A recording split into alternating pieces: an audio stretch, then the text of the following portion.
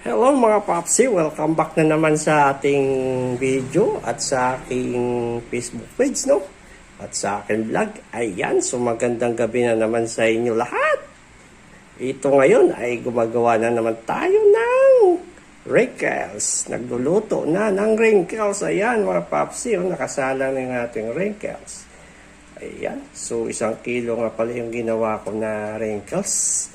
Ayan, so malapit na maluto yan, no? Ayan, so sara muna natin. At syempre, may kasama yan, yung ating wrinkles, itong ating brownies. Yan.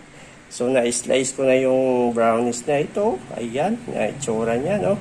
Nakaslice na siya sa 7 pesos ang isa. So, tatapingan ko na lang ito ng marshmallow na maliliit at yung candy, candy